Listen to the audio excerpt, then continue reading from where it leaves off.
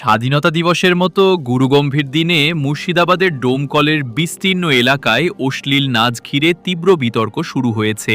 জানা গেছে, বহিরাগত শিল্পীদের এনে আয়োজিত সাংস্কৃতিক অনুষ্ঠানে দেশাত্মবোধক গান ও নাটকের পরিবর্তে হিন্দি ভোজপুরি গানের তালে মঞ্চে চলে উচ্ছৃঙ্খল নৃত্য। স্বাধীনতার সংগ্রাম ও শহীদদের স্মরণ করার দিনে এই ধরনের প্রদর্শনী দেখে স্থানীয় মানুষের একাংশ ক্ষোভ প্রকাশ করেছেন। তাদের অভিযোগ, এটি শুধু জাতীয় দিবসের মর্যাদা ক্ষুণ্ণ করছে না, শিশু কিশোরদের উপরও ফেলছে নেতিবাচক প্রভাব। সকালবেলায় পতাকা উত্তোলন, জাতীয় সঙ্গীত, শহীদ বেদিতে মাল্যদান সহ সব অনুষ্ঠান যথাযথভাবেই পালিত হলেও দুপুর গড়াতেই পাল্টে যায় ছবি। দেশাত্মবোধক পরিবেশনার বদলে শুরু হয় চটুল গানের সুর, যা দেখে অনেকেই আয়োজকদের উদ্দেশ্য নিয়ে প্রশ্ন তুলেছেন। স্থানীয় এক কবি সাহিত্যিক ক্ষোভ প্রকাশ করে জানান, এই দিনে অশ্লীল নাচ স্বাধীনতার প্রতি অসম্মান। অন্যদিকে আয়োজক কমিটির দাবি, মানুষকে আনন্দ দেওয়ার জন্যই এই আয়োজন।